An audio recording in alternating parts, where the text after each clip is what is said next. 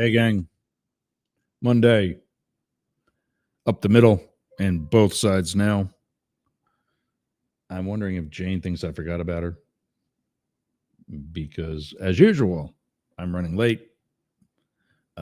You don't know it because everything else is actually happening on close enough schedule. What's that? That's good? Cool. All right. I got the alert that we're live, and I'm seeing all kinds of sexy stuff on Grand Axis, a underwear and bathing suit company that I absolutely love. Kind of actually love the owner more than anything. Steve Grand is God. Would love to at least be able to say to people that he used to be my husband. But yeah, definitely inspiration to get my ass back in the gym, which has not been there in a long time. Big day today. It is January 6th. It is the recertification or the certification of the election from November 2 months ago. It is the 4th anniversary of, well, another January 6th that seems to be something often denied, or I don't even know what to call it, but definitely something that we could have done better as a country, to just put it mildly. And what's disappointing, I don't know if it's fascinating, I don't know how to say it, but definitely that is something where it could have been done differently, including by the guy who's coming back in 2 weeks. See, 14. Yeah, 2 weeks. That's 2 weeks from today. Yeah, that's hard to believe. I got to message Jane just real quick.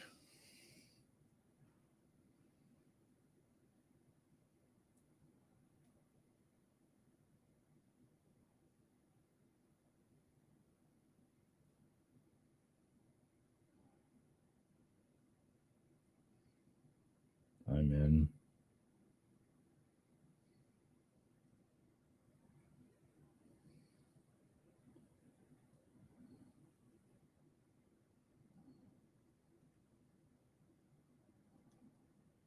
See you, and you already. I know I'm got a lot of dead air. Sorry about all this, people, but just had to get that.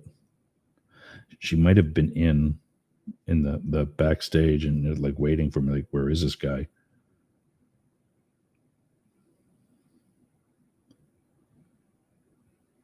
But oh wait, I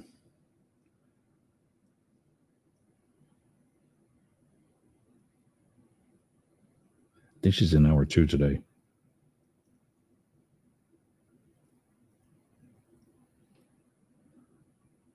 Number 2.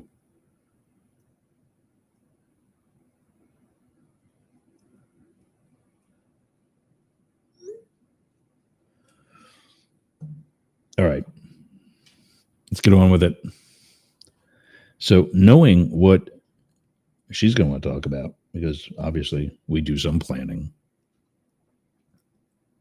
Gary V, who's been subject of us before, is going to be today's morning motivation again. And then Pierre's Pot, the cleanup guys. And then the hangout for the end. That's it. Both sides now with Jane Stahl. She'll be here for the second hour. I brain farted. This is also the day where we have 99.1 WDJY for both hours. The only day of the week we get that. Who is this? Dude, you know I'm on the air right now, right?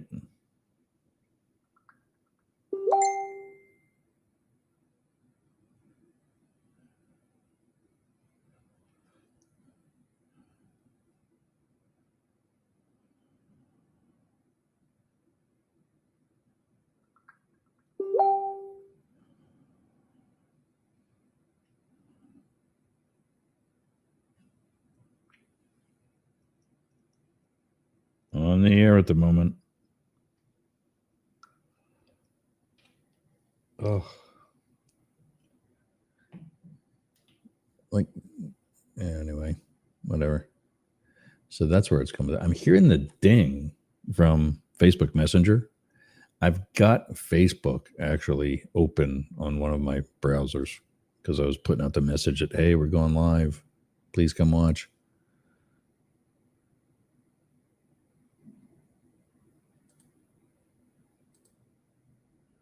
Um,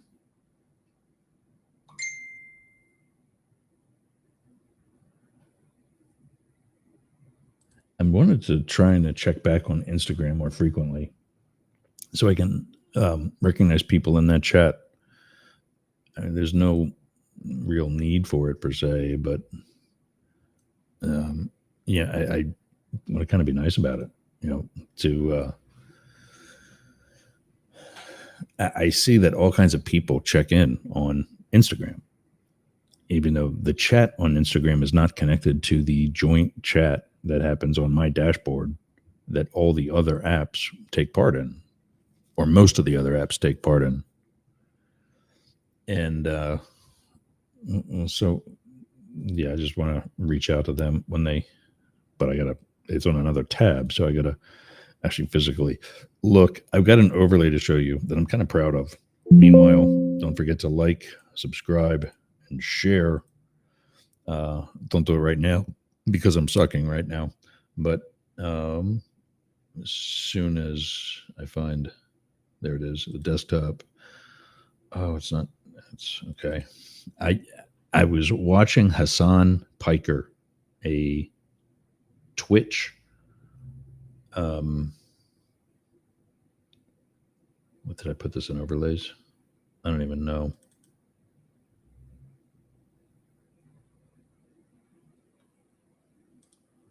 Oh, damn it. Where did I hide that? Rough graphics, maybe? Political. Is it here? Come on, where are you at, Hassan? I got banned over the weekend. Here it is. I'll put that on. I wanted to upload it to Restream. But there I am in the stream chat on the right. You are banned from chat. You are unable to participate in this channel's chat until a monitor unbans you. The channel allows banned users to request an unban once they have waited 1 month. Why? I mean, I don't care. I liked this guy because of the clear, what's the word I'm looking for? The clear, he is also not as progressive as he is. There's some things I think he might be a little bit more conservative about, and some things where he's not, and that's fine. At least he's not, rubber stamping things. But he was on yesterday and was just boring me to tears. And so I said it in the chat, and like 2 seconds later, banned.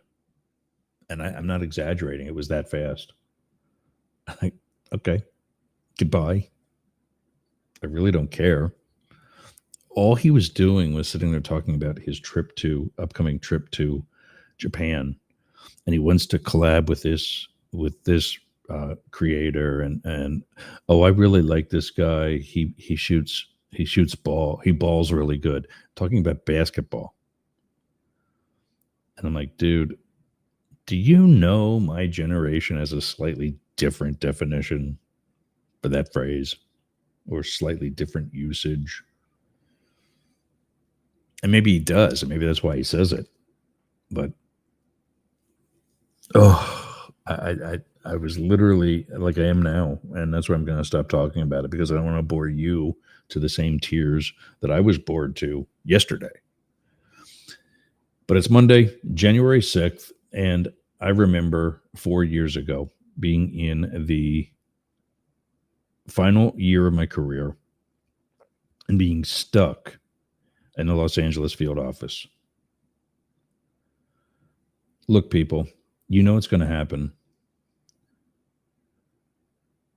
The orange one is going to um, pardon who he wrongly and disgustingly refers to as hostages or political prisoners. They are criminals, just like he is. They are criminals, tried, convicted, just like everybody else in this judicial system. There's no such thing as not deserving or deserving a pardon. That is up to the president. But don't change the fact that these people are traitors. And frankly, so is he. I've said that before. You can't lose an election, then sit there on the phone on a line you know is recorded and say, just find me 11,000 votes. You can't have classified information at your house and show something as sensitive as our plans to attack Iran and show that to party guests because you want to look cool. I don't get how this doesn't piss off the 70 some million stupid people that voted for him. And I don't get how those same people fall for the so-called record-setting election when it wasn't. He didn't have any more votes than what he did in 2020 when he lost to Joe Biden. And I say that loudly for two reasons. One, to point the fact out that here with the same amount of votes and he wins, which I admit happened, he won. We'll talk about that in a second. But here with the same amount of votes with which he won this year, 4 years ago, that same amount he lost. So there's no record being set unless you're talking about the one that was already set 4 years ago by Joe Biden. Unless you had just a few more than what you had in 2020 when you lost. But that brings me to the next point is the number of votes. Relatively the same amount. This year, he won. So his opponent, by definition, would have had fewer.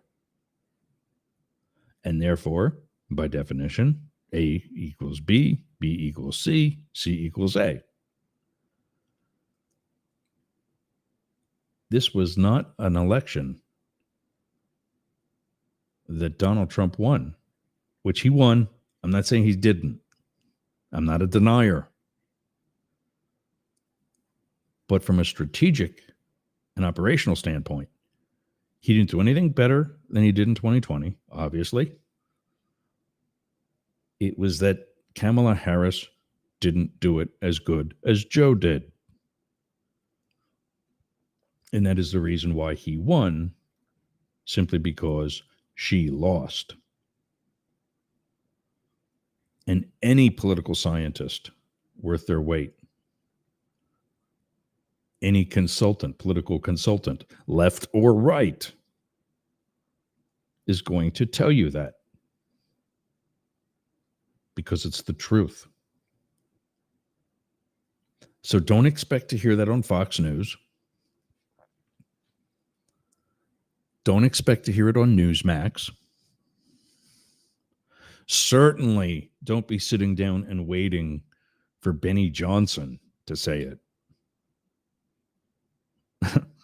I mean, oh, I forget what it was I saw of him last week. It was some post about something. And I think it was on the air because I know I pointed it out to somebody at some point.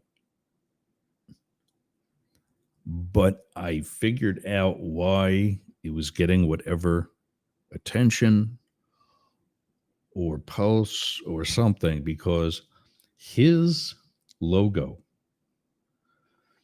is a cartoon caricature of his face. Thank God it's not a real photo. But he looks like Waldo. Go find Where's Waldo. He is a black and white version of Where's Waldo. He's got blonde hair instead of brown, like the cartoon character Waldo does. But he has the same nerdy glasses. He has the same swoosh in his hair, like a big wave. Like anybody else we know. And the kicker of that is he didn't used to have that until a certain, I don't know what to call him,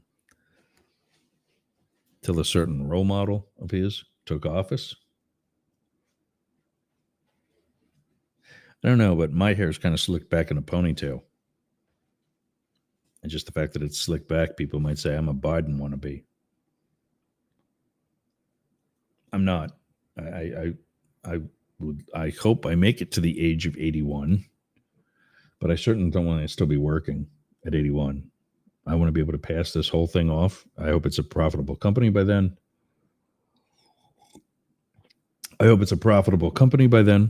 And I hope that, Zach is running it or his son. Let's see, in 30 years. Let's see. He's 20. He's living with his girlfriend already. And it was largely due to Helene, but I certainly saw something like that coming soon enough. So he's living with her. I got a grandkid coming soon. I know I've got to. Although not yet, because, well, there was a personal conversation had when they were both here the last time. Point being, I know I don't have any kid coming in 9 months from now. But, sorry. I remember what I was like at 20. And I certainly remember what I was like. I was still dating women then. Although, if there was any hot guy in the locker room, what happened, happened. I'm not going to complain about it, especially now at 53. So, Pierre's Pot, we got the cleanup guys. For Morning Motivation, we got Gary V. It's January 6th. I wonder if that's happening now.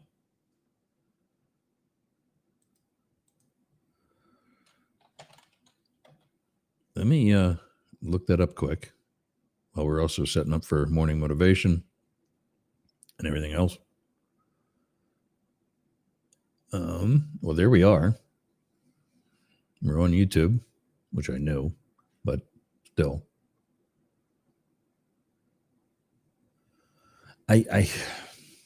We always broadcast to other channels, and that's the channel that I want to surf from on YouTube is our show's channel. I don't even know if I can do that, but I don't want to do it from my personal channel. I've got like 20 followers. I used to have 4 because I did the intro video on my personal YouTube, is to those 4 people, and that's the title of the video, to my 4 followers. Don't bother following here. This is only for testing and for me to surf stuff that has no relevance to any of my other channels. And I've got like 7 channels. I know Think Media will tell you not to do that, but I've got 7 channels, and I'm not on all of them a lot, but I'm okay with that. But I want to see what C-SPAN Live Senate.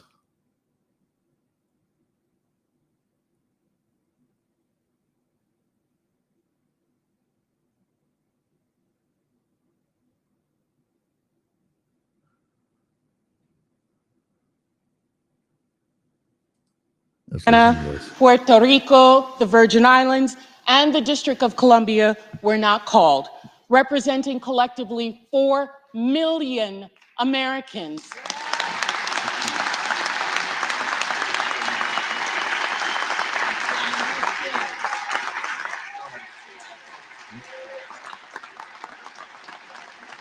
What? Is this live? Mr. Speaker, collectively the largest per capita of veterans in this country. Does the gentlelady have a parliamentary I asked why they were not called. Have some respect. It's not going to take. Gentlelady is recognized. I asked why they were not called from the parliamentarian, please. Delegates-elect and the resident commissioner-elect are not qualified to vote. Representatives-elect are the only individuals qualified to vote in the election of a speaker. As provided in Section 36 of the House Rules and Manual, the speaker is elected by a majority of the members-elect voting by surname. This body and this nation has a territories and a colonies problem. Okay, what was supposed to be temporary has now effectively become permanent. We must. All right. So I didn't bother putting that on the screen because I did see that it was from 2 days ago, which is actually 3 days ago now.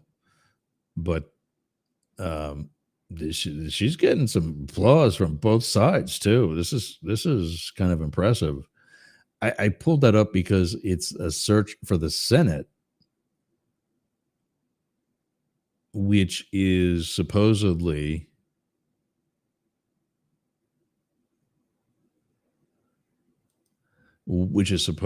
certified. Well, I know they're certified. I just don't know when they're doing it.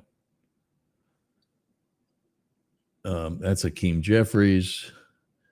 Plaskett erupts. That's who we just heard.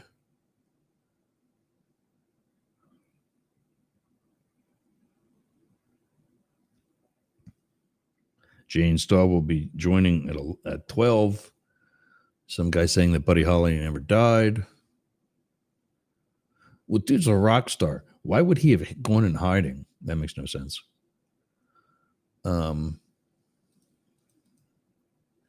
So let's just say Senate Live instead of C-SPAN.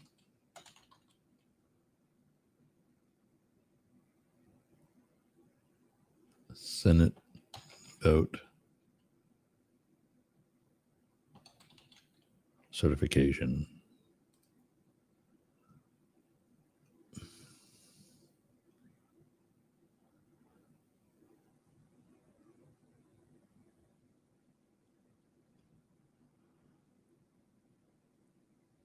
So, of course, Fox News is reporting that Kamala Harris is overseeing the certification of Trump, much like Mike Pence saw the certification of Biden.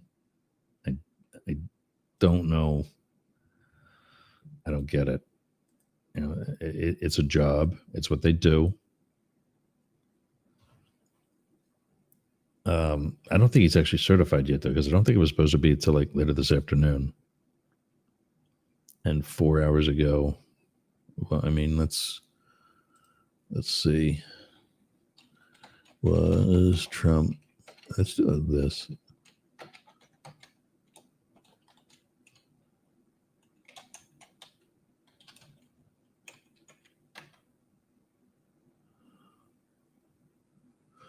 Congress to certify Trump's election win on January 6th riot. Probably anniversary. The headline cuts out.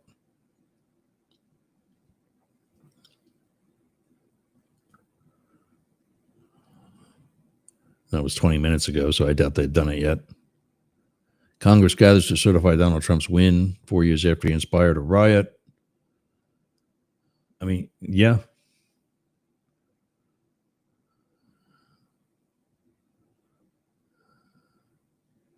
Congress will certify President-elect Donald Trump's exactly 4 years after he stirred up a mob that attacked the Capitol.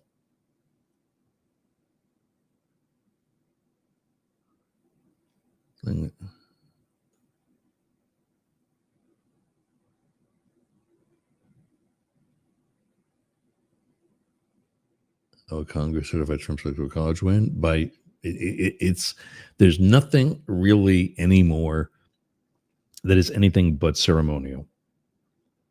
The certification of the electoral college election.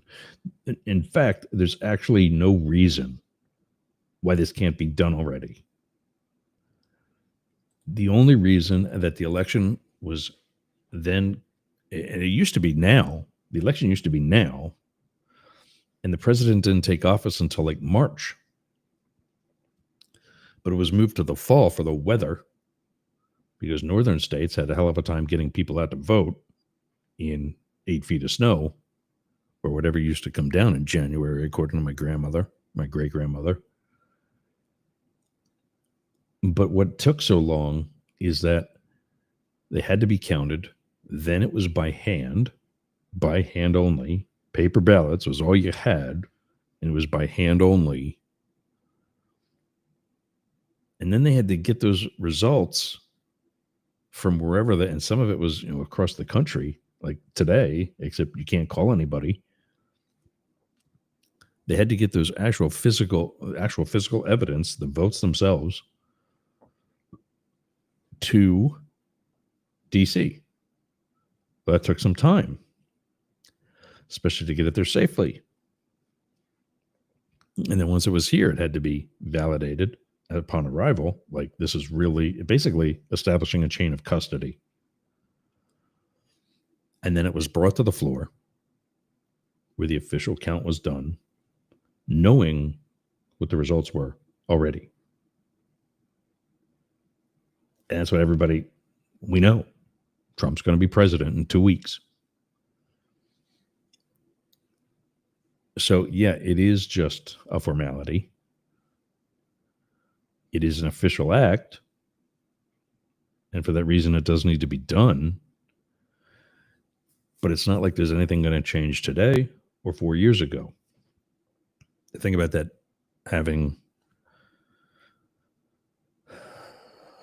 think about it, being from 4 years ago is when Trump essentially, and I've never sugarcoated. I sat in Los Angeles, as I was saying at the beginning of the show, on my sofa, just rocking back and forth.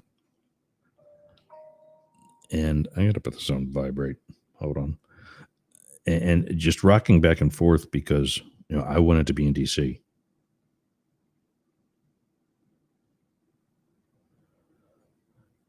I wanted to be there, with some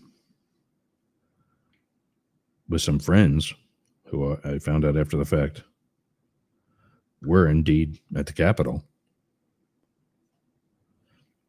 And I wanted to be busting some heads. There's no reason for you to be that engulfed in a political movement to do the things that were done 4 years ago on this date 4 years ago. Nothing. There was nothing that was said or done by Donald Trump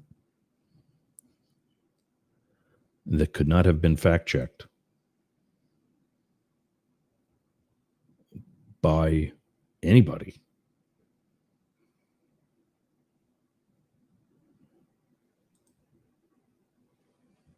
Yeah, Kenneth, Don't mind checking out guys in the locker room. That's why I kind of feel bad for trans people and straight people. They don't get to be in the locker room of the people that they're into. Well, maybe the trans do. I heard about the guy at Penn. And if there's anything that's more on the conservative side, I'm not in favor of trans athletes competing with biological athletes, especially male to female trans athletes competing with biological females, because there are things that have not changed yet. And in this case of the University of Penn swimmer, I don't remember what his name was, but I get her, the actual female from the other school, I get her emails, and she's just, okay, you made your point. It's not that big of a deal anymore. Let it go. Move on. Get on with your life.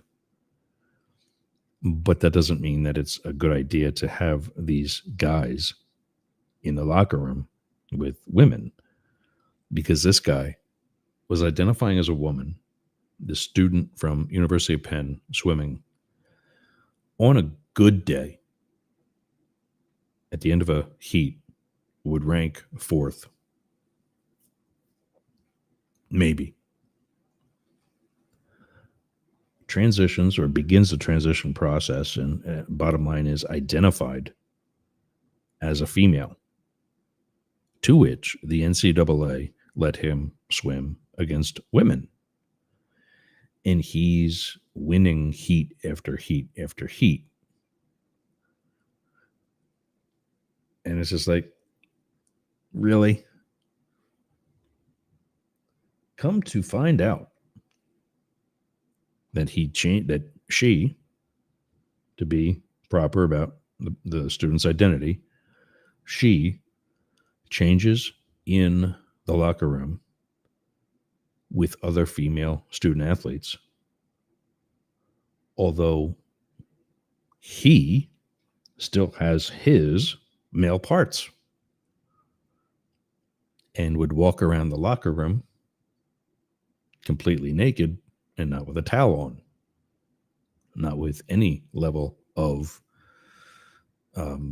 humility. As fun as that sounds,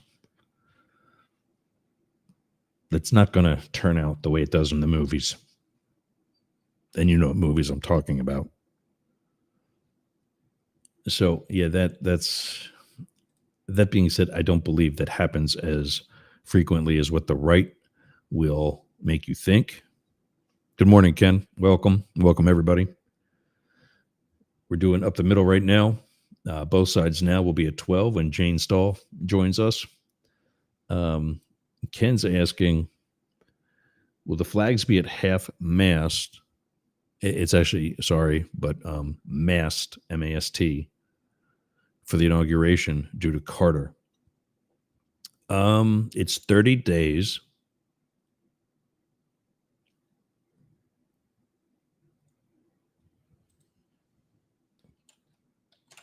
What date did 29th? So yes, that's right. It was my brother's birthday. It was this past Sunday. So yes, they will. I don't know if they'll be put to full mast for the inauguration and then relowered, but the 30 days did not start until after the 29th. In fact, it started, I don't think it starts until after the president or the date of the president's order. So mathematically, yes. And also, fellow broadcaster Travis Evans, I got your call. Was it last night? Yesterday? I was in the middle of something, and then I crashed sitting in this very chair. I fell asleep sitting at this desk. And I said, okay, you know what? Maybe it's time to stop for the day. So, Travis, haven't forgotten about you. Want to hear how you made out with at the studio, and if that guy was able to help you get those different apps on your new laptop, and if we got to pick up where he left off. We'll do that this afternoon. I got somebody else that I'm helping, Sport Cat Jackson from Paranormal Guys and the Misfits. We're getting the phone system, our new phone system that we've actually had a couple of months. We're getting him hooked back up with that. And I'm going to try to do that this afternoon too. And then I got a flow chart for the new website to get to my developer. I've been up since 4:30 this morning. And it was just one of those. So let's get into probably the entire screen here.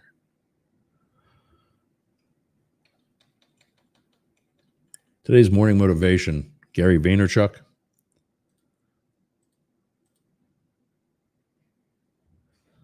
And life lessons. When Jane comes on in about another 20 minutes, we're going to be talking about what we want to leave behind. In some cases, especially mine, who we want to leave behind in 2024. And then also what we're taking with us into 2025. And with that, where do we need to stand our ground? Where do we need to remain flexible? And so on. And so in going through my files of all the different quotes, these 7 life lessons are, good for us to review before to actually, she's here. So Jane's here. So let's bring her out early. I think she'll want to see this. Hey. Yeah. Good morning. I just signed on just to make sure everything was working and that I was ready for you. So, and then I got these life lessons in front of me and I'm intrigued already. Yeah. Do you know who Gary Vaynerchuk is? Do you know Gary Vaynerchuk? Do you know who that is? No, I don't think so. Tell me. Give me a little background. He is, I think he's first generation American. I think his parents immigrated, depending on which country you're talking about, from Eastern Europe. And he grew up, I forget the ages, but his first entrepreneurial venture was, I think it was sports, like baseball trading cards. Oh. Whereas like a 13-year-old kid, 14-year-old kid, right. Yeah. was making $10,000 a month. Holy cow. With a kiosk in the mall, one of those displays that's in the center of not a store, but it's in the center. Yep. Mm-hmm. With his, Gary's cards or whatever it was. Wow. He's pulling in $10,000 a month as like a 14, 15-year-old kid.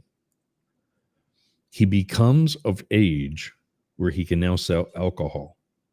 Mm-hmm. And so dad says, okay, time to work in the family store. They had a wine store in New Jersey. And goes to like $2 an hour working for his dad. Okay.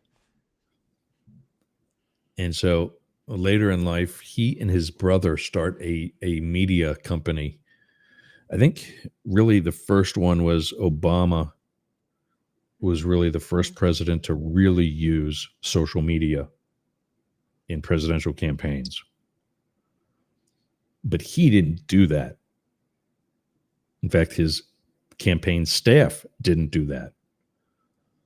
They hired a publicist who did all that for them, created the hope messages and, the Obama campaign messages on social media. And they were the ones that, at the direction of the campaign, they didn't just say whatever they felt like saying.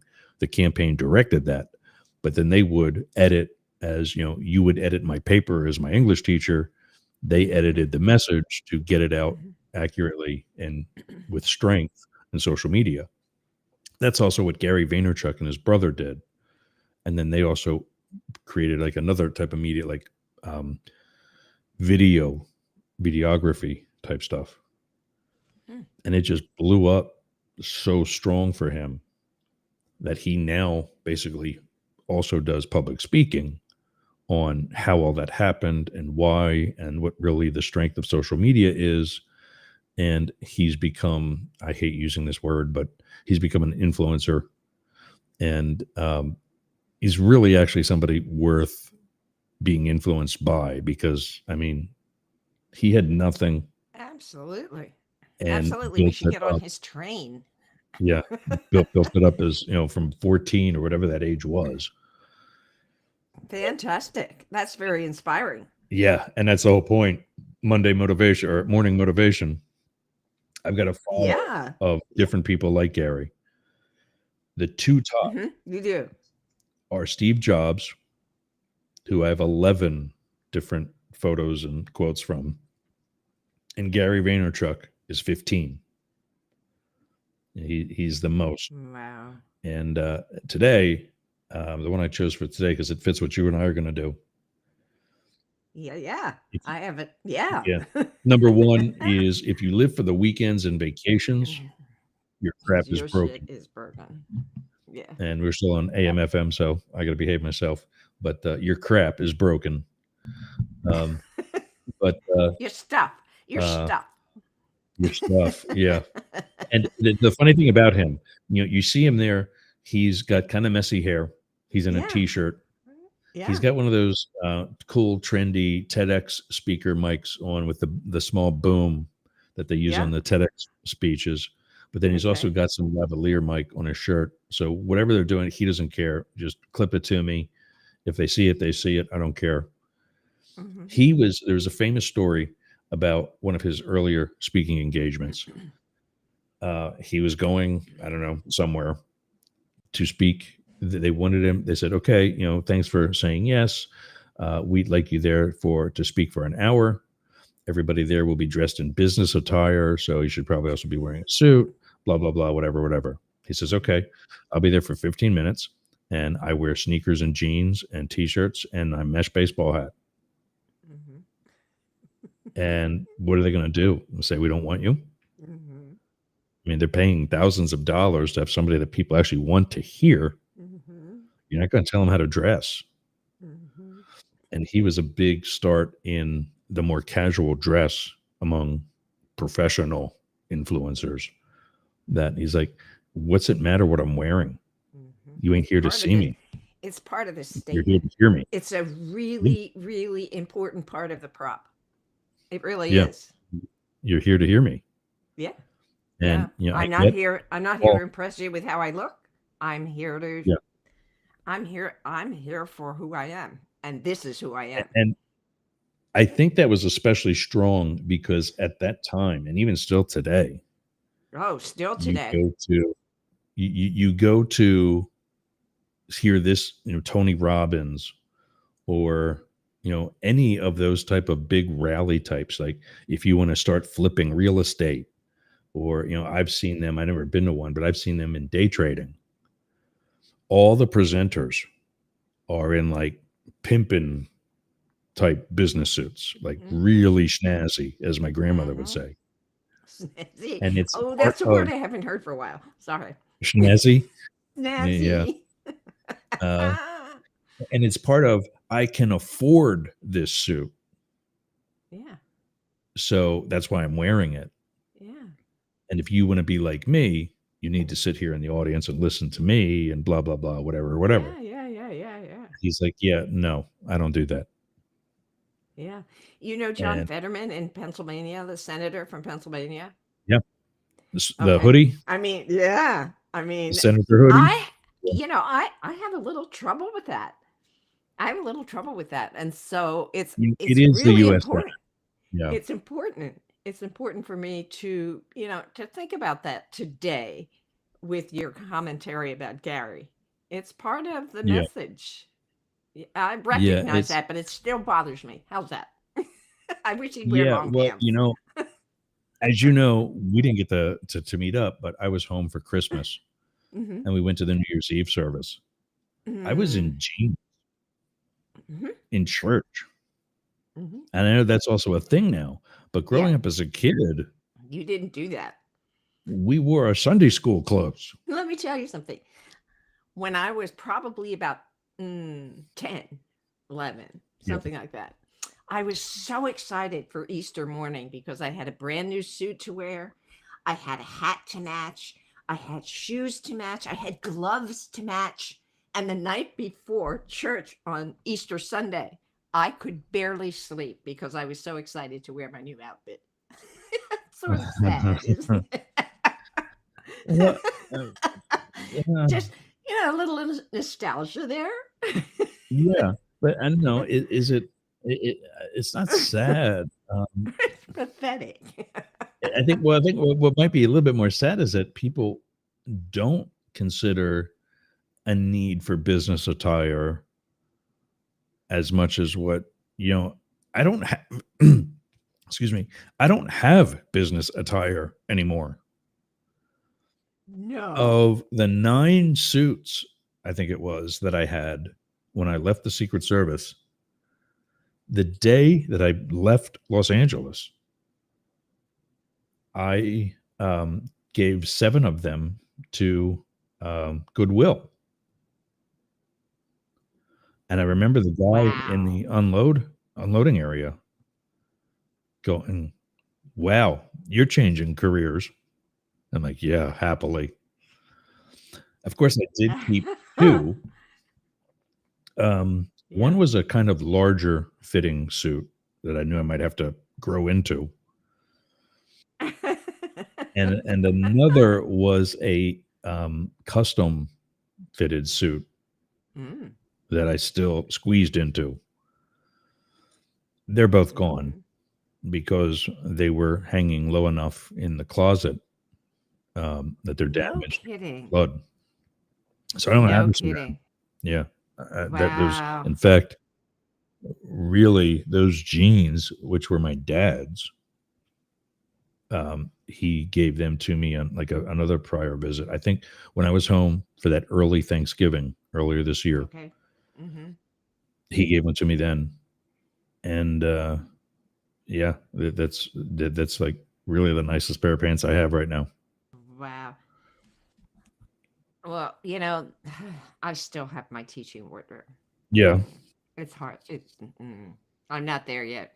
I'm not sure I ever will be, but it'll be easy for my children to empty my entire closet, somewhere, because they have no need, use, interest, whatever in it, but it would be painful for me. So why should I? Yeah. No, I mean, if you got the space, Painful. if you don't need the space. Painful. Yeah. Yeah. I don't need it right now. I mean, it would be nice to some degree. Plus, I have holiday clothing. I mean, that I used to like to wear to parties. What was what's the sweater? Around the holidays? I don't do that. I now need dress pajamas. Remind me. I now need dress pajamas. What is the sweater? Do you remember the sweater story? What? from your one vice principal? Hey, I'm wearing a sweater. No. What was the sweater that was it Les King? One of your vice principals.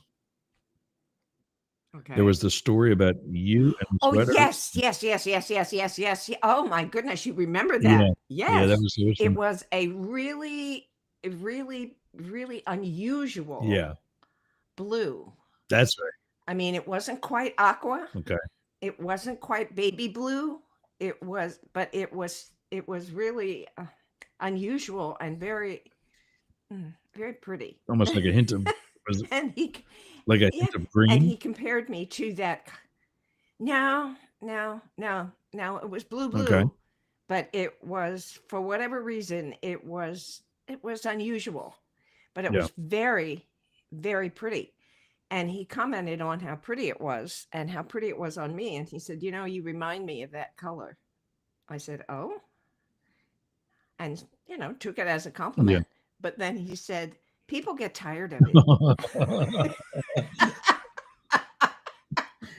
It's one of those colors you can't wear every day because people would tire of it. Yeah. Which reminds me, this is great. I'm glad I'm on early today because we have lots of things to talk about. But that reminds me of yesterday. Now, yesterday at Studio B, we started the first of a Sunday series. Oh, yeah. and our presenter yesterday, and by the way, your mom was there, but I didn't get a chance to talk to her, and I feel really bad about that. Somebody called me in the back, or I had to go in the back, and by the time I came back to talk to her, she was gone. Anyway, Oh.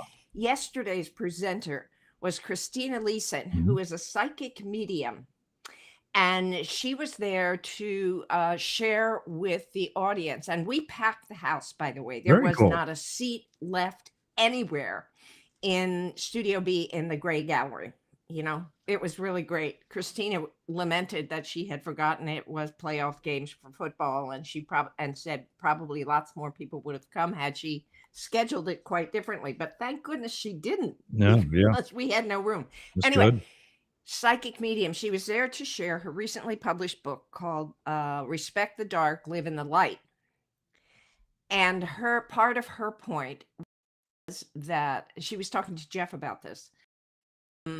Part of the point was that if you live in the light with all, and you walk around all positive all the time, people get annoyed with you because you reflect to them what they are not, negative people. And when you're in the presence of more negative people, you reflect to them what they are not, and it annoys them. And it was really interesting to hear her say that, because my mother, when I was a little girl, I have a story there too. I have lots of stories, but I have a story there too. When I'd get discouraged about my classmates and, that they weren't as friendly or fond of me as I had hoped they would be, she'd say, "Well, Jane, they're just jealous." And I always thought that was really an excuse. But what she was telling me is exactly what Christina Leeson was telling me yesterday. Because as a little girl, I mean, I wanted to do everything. I was excited about everything. Yeah. And, it annoyed people. And it still does, by the way. When I went to the high school and started the pep club, you were there at the time. You may not remember. Yeah. But I started the pep club. We talked about that. And my teachers, my fellow staff members, many of them were really unhappy with me. Really. I mean, I annoyed them to death. Yeah. Yeah. I wasn't sure your audience. Yeah. Anyway. I had forgotten that you transitioned over to the high school the same year I did. Mm-hmm. I didn't have you for anything, but I remember the pep club now too. And I did before, but it's just, why would they? And that actually gets into number 2. Don't dwell on your weaknesses. Everybody else is already doing that for you. Yeah, that's true. Why would they care? Well, if they had no interest in it and they didn't have to do anything with it, why would they felt they did? That's it. They felt they did. They felt they needed to participate in the opportunities that the kids and I were creating for people to be more positive, to be more active, to be involved, to create ideas and participate in the ones that the kids created for them. For example, I mean, I probably told you this story already, but part of that first year was in the spring. We did all kinds of things during the fall. We did pep rallies and the vote. Did I tell you this? And the VOTEC students were all that I taught. VOTEC and general students were always so annoyed. They said, "Oh, these academic types, these jock types always get to do the pep rallies and we're never invited." I said, "Well, then we're going to plan one." And I asked the administration if we could add a pep rally to the schedule that the VOTEC students and the general students would plan, organize, and run. And that was interesting. With the VOTEC, because a lot of the VOTEC either started at the VOTEC school and came to the high school or vice versa. Mm-hmm. Right. Was it the scheduling that made them think they were never invited? Like, they just felt less than. Yeah. And they felt like they were the have-nots. Yeah. Like MAGA people. Yeah. Okay. They felt like they were the have-nots, that nobody ever invited them to participate. So I said, okay, so we're going to do a pep rally and you're going to come up with ideas and you're going to organize it and you're going to run it. And they realized in that, how much time and energy it took. Yeah. And were they interested ever in doing a second one? No. They were cured. No. Yeah. No. But I gave them the opportunity. Yeah. And it was all part of that. But the staff, again, it's the same kind of thing. That spring, we did all kinds of things in the fall and the winter. We had a December, it was a Care Bears December, where we did something new in December every day. It was like an advent calendar. Right. But one day we gave out Hershey Kisses to all the kids. Another day we gave out candy canes. Another day we said dress like a tree, like a Christmas tree. And I wish I had some of the photos of the staff members who actually did somehow dress like a tree. One of them brought in a whole branch, and tied it to their body, decorated it with kind of ornaments, and walked around. There we go. Taught their classes, Nice. dressed like a tree. We had a lot of fun, but once again, it presented a challenge to those who were not interested in playing the games, who weren't interested in figuring out a way to participate, and I respect that. Yeah. I respect that. And if they had said to me, hey, well, I'm just an observer here, but go for it. Or Yeah. it would have been one thing. But instead, they said nasty things about me to one another and to me, and wrote me letters and notes to say that I was ruining the children's education because they weren't concentrating on their academics. They were concentrating, which is in part, meanwhile, not false. Anyway, no, I don't agree, because what did Dr. Fager tell us at Junior High West? I remember coming there. I don't know exactly. Well, I remember coming there as a 7th grader. He was there for his 3rd year because he had come in with the current 9th grade he was great. class. They hated him too. Just FYI. I didn't mind him. And one of the things that always stuck with me that he said to us, and I felt bad more towards my 9th grade year because I wasn't holding up to it, was that if you stay more active in things like band, sports, or some other after-school activity, you tend to do better in class. Mm-hmm. And I was doing active things like hockey outside of school, but I still had the mentality that it wasn't an after-school activity. Right. And so I felt like I wasn't, inspiring myself or whatever to do well in class, and I actually started not doing as well. No kidding. And it always stuck. You didn't feel as engaged with the school, maybe. Didn't feel as engaged with that whole culture. And so because you didn't feel as engaged, it didn't matter to you as much, and so you didn't try as hard. That makes sense to me. I mean, I still had a busy schedule. I still, was leaving for the weekend. It didn't connect. Yeah, but it didn't connect with the school life. Yep, that makes sense to me. Anyway, like I was saying, we did all kinds of crazy things. And then in the spring, I said, okay, what can we do? And I said, all right, let's have a Saturday where every department figures out a way to do something creative on one Saturday in April. We'll call it the spring. Yeah, we'll call it the spring fling thing. All right. That's who I am.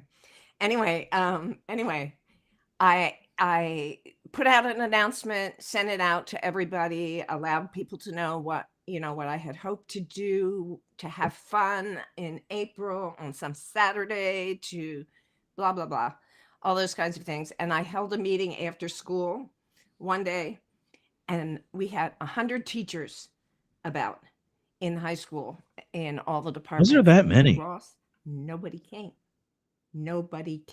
Oh. Nobody came except my one principal, who was my cheerleader, and an English teacher who had tried something similar and met with the same results a dozen or so years before. Who was your assistant principal? And so that at that time, Mike Plattis, you would not have remembered. I do remember him. Tall guy. Oh, maybe you do. Mike Tall Plattis. guy. Mike Plattis. Yeah. No, that was Feeser. Mike Feeser. Plattis was the shorter The guy. Filipino. Oriental kind of. Like Filipino, South Pacific. Yes, something like that. Yes, Hispanic. Yeah. Yes. I remember him. I remember both of them. Anyway, they were both, I mean, it's like Bob Wood has said that his wife, Sandy, all her principals loved her because, as she said, and I took a lesson, you know, she made her principals look good. She made the school look good. And that was what I did. You know, I do all these things, you know, and they could brag about what they were doing, what was happening at their schools, you know. But all of that contributed to a real resentment of who I was and what I was doing. And I mean, it's a pattern in my life. So it's just who I am is what I do. And it took me a long time. But that day that nobody came to my meeting, I went home, I remember, and took a shower that evening and just sobbed. Sobbed you know, shower. I was in a I didn't want my husband to see. I didn't want my children to see how upset I was. So I took a shower and sobbed. Yeah, I get that. I was on a call this morning at 8. I was up since 4:30 this morning. Oh my goodness. Yeah, I was surprised to get your Yeah, note it was early one of this those, morning. you know, I don't know how much I had to drink yesterday, and I don't mean like liquor. I had my normal Bloody Marys for the Sunday, but I don't know if I drank a lot of else because I was up 3 times overnight to go to the bathroom. Oh. I'm like, okay. Hey, honey, let me tell you something. It's part of getting Oh, yeah. older. My husband sometimes counts 7 times. It's part of being a male and getting older, I think. But I know I've actually looked into it for like enlarged prostates and whatever. I can actually get it worked on and, you know, have better bladder control and, you know, get rid of more when I go. But it helps if you stop drinking anything after 6 o'clock. I can't. I got it. Like coffee takes me all day to finish. Basically, it's a 2-mug carafe of a French press that I'll finish tonight after dinner. Just because it's like a nervous tick. I got to have something in my hands. I know. Yeah. Paul used to lots of coffee when he was younger. And then he went to iced tea for watermelon season. He will eat half a watermelon. And then he's up 7 or 8 times doing But that's hydrating too. Water. They call it watermelon for a reason. Yes. He loves it. Anyway, so so Christina Leeson, and I forget where we were going with this, but Christina Leeson said something my mother always told me, and I thought, and it's something I've lived my entire life and have had to let go of any disappointments I have had in other people for not really appreciating what I do. So anyway, and that's so when I've been telling people, you know, on social media what today's episode is about, and telling people what today's episode about, you know, in person or whatever, about how we're going to talk about things that we've left behind in 2024 and what we're taking with us into 2025. And when I said the 2024 part, I actually did that last. I said, you know, and what we're leaving behind. No, and what and who we're leaving behind in 2024 and what we're bringing with us into 2025 or something like that. It's on my social media. Go look if you want to see exactly what I said. But, you know, without naming too many names, because I pretty much have already. That really focuses on don't dwell on your weaknesses. Everybody else is already doing that for you. You know, quote number 2. But also spend 0% of your energy on things that don't matter. Maybe that's the other teachers. The Oh, Glee Club didn't matter to yes. them. Oh, Yeah. yes. Oh, The yes. Glee Oh, Club didn't know yes. either. So Oh, I yeah. just followed Oh, Gary. yeah. You know, the one that was the other teachers, you know, that I had to let Yeah. go of early, you know, and I spent absolutely no time in the faculty room. Because of that, I spent it in my classroom, or I'd run home for lunch and let the dog out.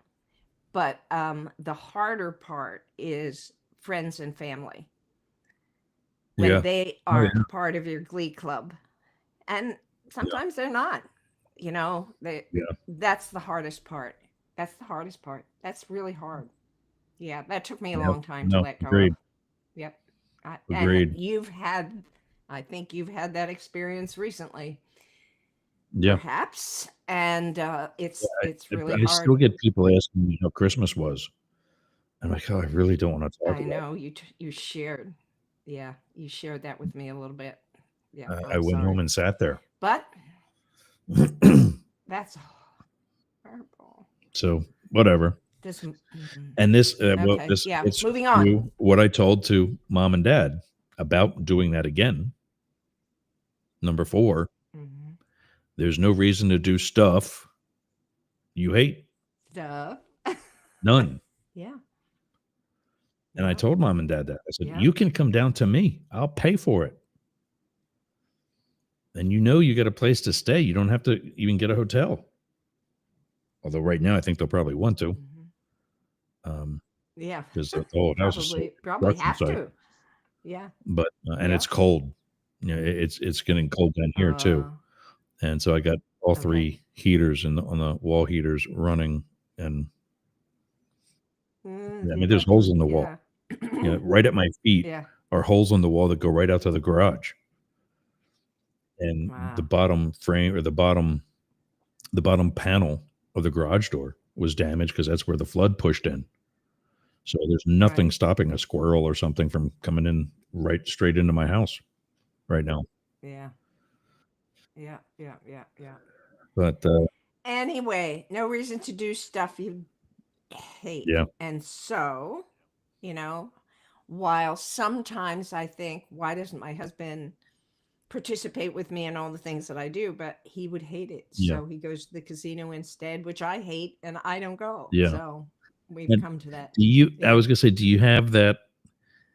You both need your what an ex girlfriend of mine used to call me time. Oh yeah, personal space. Yeah, Oh yeah. We've worked that out fairly well. yeah, Yeah. Yeah. Yeah. It's the expectation, and this was earlier in a relationship, and I don't think I'm alone in this at all. yeah, I mean, you expect to do things together, all things together. You expect to yeah, have the same friends. You expect, you know, that what I'm doing, he'll want to do too, to support me or to enjoy it with me, and so forth and so on. Those are expectations and assumptions we bring with us that you know, that was part of get rid of those what? assumptions, got to get Yeah, rid of those expectations because they'll kill you in a relationship. And that yeah. takes a little bit and maturity in a relationship to get there. It took me longer probably than most, but I'm a slow learner in Were some you ways. not as independent right away? I felt I shouldn't be. I've always been independent, and Paul has always encouraged me to be that. Yeah. Okay. Yeah, I kind of get. I don't But know I Paul well, felt obviously, that but I I shouldn't. know him, you know, well enough from having lived in Boyertown and so on. I kind of got that impression that you know, he's like, yeah, I'll see you at home, you know, whatever. Yeah, Exactly. you know, yeah, Yeah. Yeah. Exactly. yeah, And the only bad part now is by the time I get home, it's about time for him to go to yeah, sleep. yeah. So we don't have a whole lot of we we Right. time. Okay, dude. It's fine. Speaking of sleep, Oh, speaking of sleep, it's not it's about not how much how you sleep; it's what you do while you're awake. it's what yeah. Yeah. Yeah. Yeah. Yeah. Yeah. And yeah, I'm going Anyway, from up to bed. Like I said earlier in the episode today, I I fell asleep sitting in this chair last night no, working. And when I snapped out of it, and I was like, okay, you know, I should just probably stop and go to bed. Mhm. And then, 5 hours later, I was right back here. Well, sleep. There are people in my life who say, "Oh my God, I only had so much sleep last night," whatever it is. It's like, it doesn't matter. I mean, you're awake Yeah. now, you know? Well, Right. I should go back to bed and get a few more hours. Why? I don't get that. I, But I can I remember, something I can remember, I I can did this remember, morning. okay. I did this Yeah. morning because, I was sitting here and I knew I had a call at 8. So like at about 7:15, 7:30, I went back in and lay down till my next alarm went off. And Yeah. Well, that's different. You obviously needed the sleep. yeah. Oh yeah. Yeah, because I didn't get enough at night. Yeah. And Well, fun. I remember days, through my maturity, shall we say, Yeah. my physical maturity, there were years where I'd be awake from 2 to 4, just regularly. And I was teaching at the time. And it was like, damn, excuse me, That's all right. darn, That I one, I think that one we can say. should, I Yeah. need to get back to sleep. So I remember worrying about the number of hours that I slept. And then obviously, when I retired, I no longer had that pressure. I was still awake for 2 hours and sometimes went back to sleep and sometimes didn't. It always felt good when I was able to go back to sleep, even if it was for an hour or so. So I get that. I get that. I I get that. I wonder if I also both my parents have sleep apnea, and Ah, I wonder if I have that too, because mm, through high school, I had the mm. worst time falling asleep at night, and then I had the worst time getting up in the morning. Wow, I guess so. Yeah, that's horrible. And That man, insomnia is horrible. Is yeah, horrible, horrible, horrible.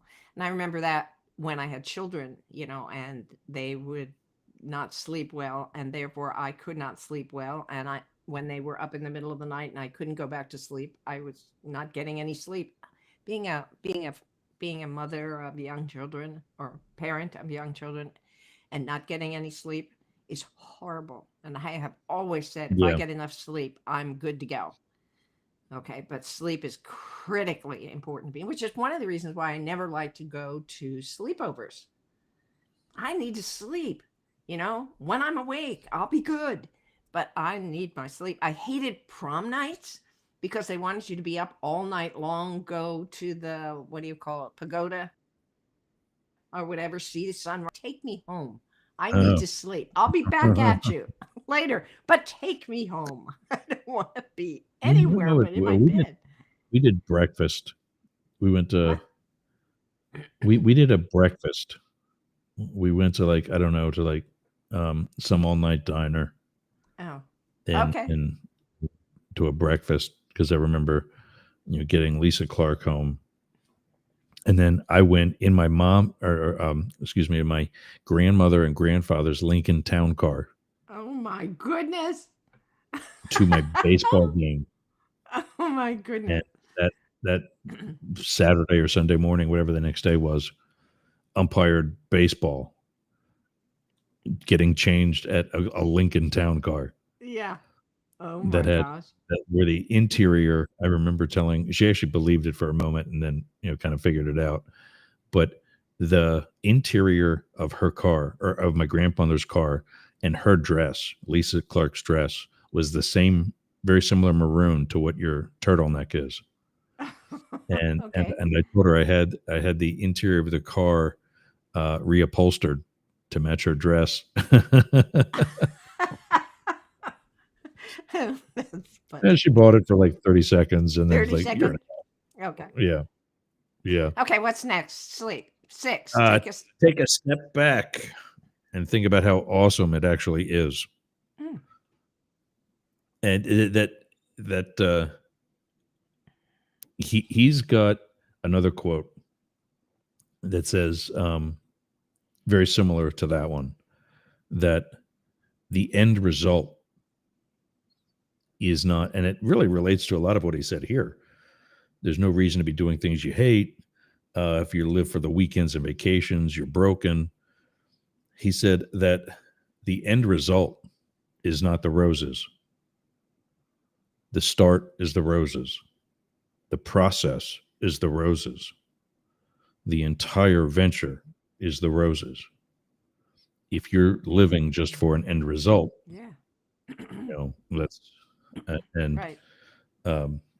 I do that Right. here. Even living in a construction site and in a neighborhood that oftentimes looks like a war zone.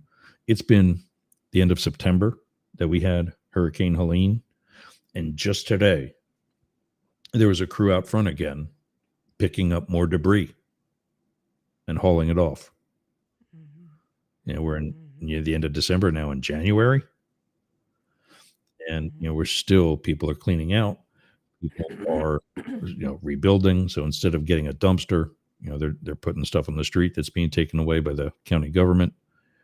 But I still, even with that, I walk around saying to myself how much I love living here. In this particular neighborhood, this type of environment, being on the water. And I get what he's saying. I just stop walking my dogs and look around and go, yeah, this is where I want to be. Yeah. This is it. Fantastic. That's fantastic. That's fantastic. But I really, yeah. I recall when you read that quote, the moment in my life that came to mind instantly was the day, and I know I've told this story before, was the day that a newspaper editor from the Boyertown Times, Diane Van Dyke, came to my school to talk to my students who were part of my Bear Fever committee. And we were, in the next day or so going to debut 30-some bears that, we had taken several years to get sponsors for and to get decorated and clear-coated and ready to present to the public and install around town. And she came to talk to the kids about what they had learned, what they were taking away from the project, what the project did for them, what it was like, and so forth. And listening to those kids. I mean, I just sat at another desk and listened to them talk to her about what they had learned from the project. And I could have died then. I mean, I just sat back, as he said, and saw how awesome what we had done was. Yeah. The whole process. That's still a thing too. That's pretty incredible. Yeah. Yeah. The Bear Fever. Yeah. 20 years. Yeah. 20 years. Yeah. We started in 2003, debuted them in 2005, 35 sculptures, and now have over 90, 20 some years later. That's awesome. Yeah. It's pretty amazing. It really is. It really is. It really is. So I do step back all the time. And at the end of the projects that I have done at Studio B, where we have published books of poetry and prose and had an exhibit and done various activities throughout the community on the theme that we set and were funded for by grant. At the end of those projects, when the art exhibit, when the opening is over, okay, when we have had the poetry reading from the poets, authors, when we have done that, when it's all over to do the dishes, I just sit there at the desk and marvel. I take a step back and think how awesome it actually is. So I know that feeling. It's beautiful. Really. Absolutely beautiful. A lot of work, a lot of lost sleep sometimes, but awesome. Yeah. Anyway. At number 7. Yeah, no, that's last one is make every decision based on your last years of life instead of just the next 10. What does that mean to you?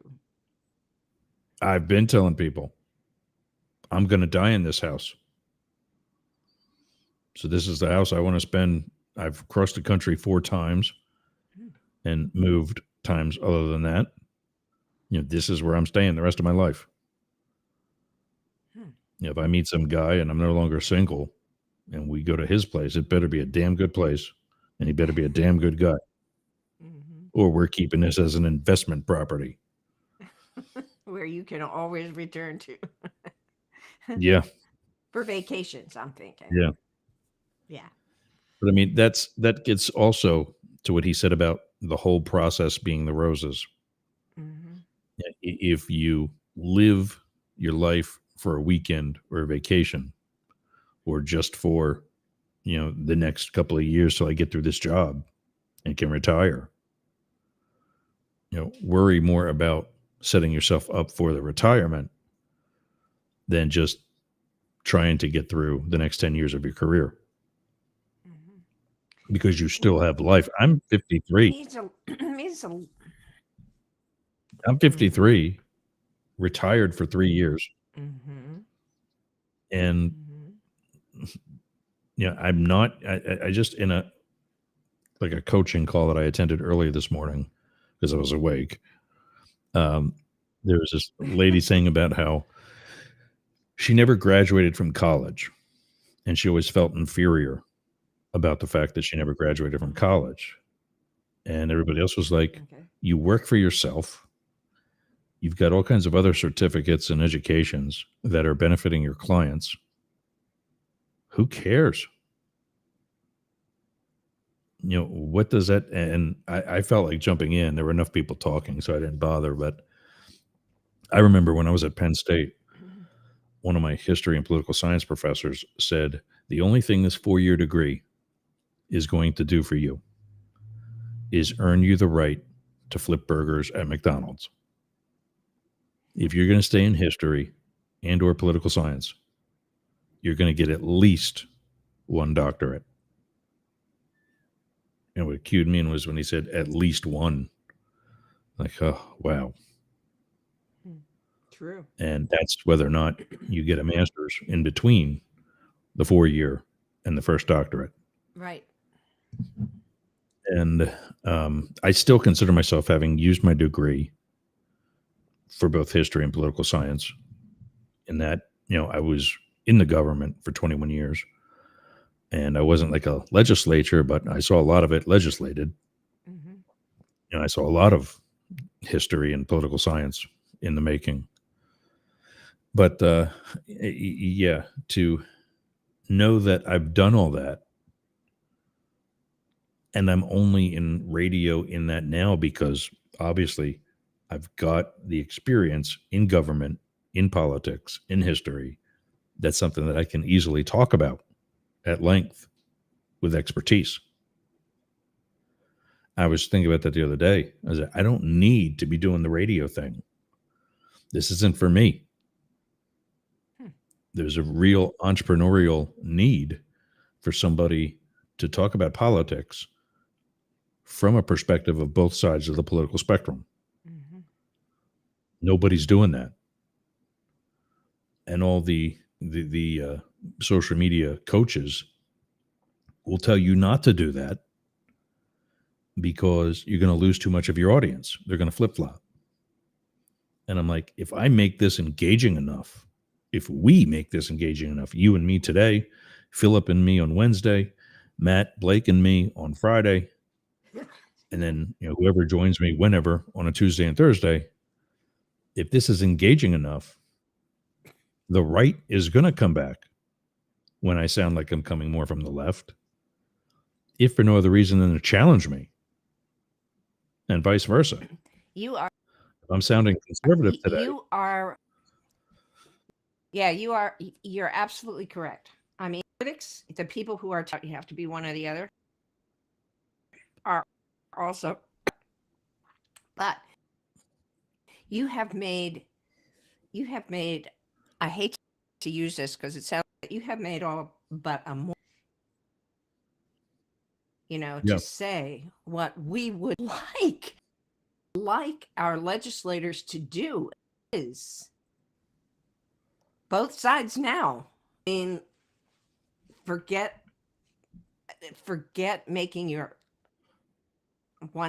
partisan side happy.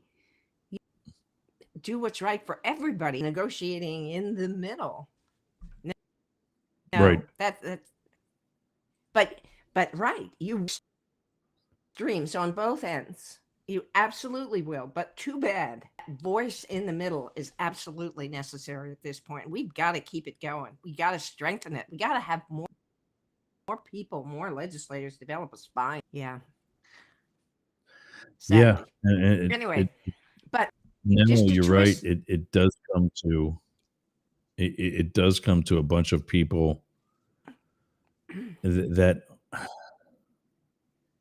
uh, it's like they're afraid to buck the status quo. Well, they're Like wanting to keep their jobs. look You at can't Biden. hate them for that. You can't hate them for that. I don't know. Look at Mitt You can't Romney. hate them for that. Look at Mitt Well, now Romney. listen. Look at Liz Cheney. I know. Look at Adam Kinzinger. I know. They lost their job. Yeah. Mitt They Romney lost didn't their retire. job. He was forced out. He lost his job. Yeah. Yeah, they lost their job. And they can rationalize and could have maybe for many years sticking with the system, making little compromises to their moral code with the idea that, hey, I'm an adult in the room and I might be the only one and I should at least stay here to keep things as rational as possible. But,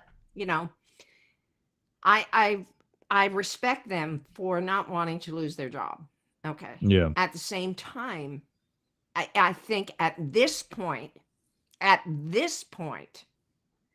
there's nothing to lose. Yeah. We've got to rebuild something somehow, and I don't know how it's going to happen, but it's not in the same old way. Yeah, we were talking about that on Friday. Yeah. That we need to hit a legislative and governing rock bottom. And I'm like, and I said it before, I'll say it again, and I'll continue to say it. You're telling me January 6th was not a rock bottom? That was a high point? No, it wasn't. No, it wasn't a rock bottom. No, everything's got to fall apart. Everything's got to fall apart. Like my husband says, we got to touch the stove. Yeah. Yeah, and we haven't touched the stove. I mean, people, when they start cutting Social Security and Medicare, you're going to get a whole lot more people invested in what's going on. Now, will they be able to do a thing? I'm not sure. No. I doubt it, actually. It's going to get pretty... I just worried that if something like that does get cut, and we oust the people that did it, are we going to be able to bring enough people in that are going to bring something like that back? Don't know.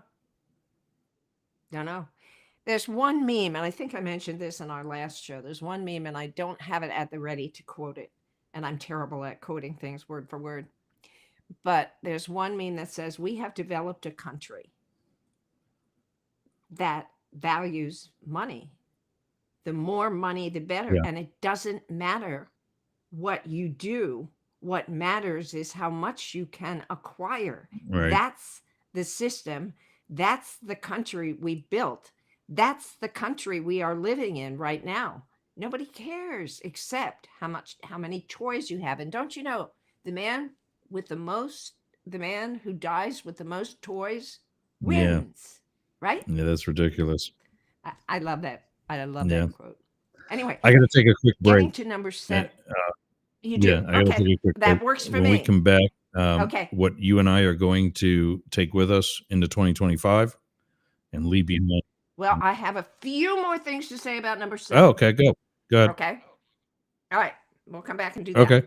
All right. And then we'll move to 2020. 99.1 WDJY and America One Radio and the rest of the Mastiff Media Network. You're on both sides now with Jane and Yergz. We'll be back after this. Hey, gang, it's Yergz. Do you have a podcast? Of course you do. It's probably one of the reasons why you listen to us. Well, I got something for you. Flowsend.ai. All you do is take your pre-recorded data, click, drag, and drop right into the inbox for Flowsend AI. Click a button, and out comes everything that you're going to need. From the transcript to content, such as keywords, titles for your episode, the timeline, posts for LinkedIn, posts for Twitter, Instagram, other smaller platforms. All the things that it takes you hours to do. in literally minutes. So go to flowsend.ai. Tell them Yergz sent you and get your subscription today. Worth every penny. Flowsend.ai.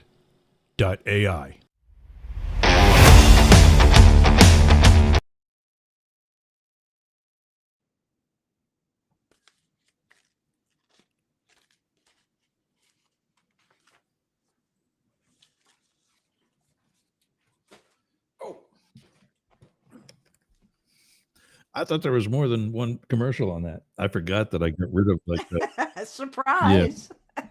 I was wondering, should I talk here? Matt did that. Until you get back. So Matt did that. I'm really glad to get back. Was it 2 weeks ago, I think? I had some technical issues with something. I don't even remember what it was, but they couldn't hear me, and I couldn't hear. I think they could hear me, but I couldn't hear them or whatever. And so while I'm trying to fix things, I can't talk because nobody's hearing me anyway. So he took over the whole show from where he was in Ohio, and we were on. It was Friday, so we were on the Tan Talk network, which is also AM FM, and they're like, "Yeah, we got dead air. Somebody's got to do something." And so he started talking about Christmas, Merry Christmas versus Happy Holidays. We had that. Anything to talk. What? I didn't know this about him. He grew up as a Christian in a Christian family, but one of the evangelical faiths, I think, he did not celebrate Christmas as a kid. He was of the Christian faith that did not celebrate Christmas. Like he didn't do the gift giving and Santa Claus and all that stuff.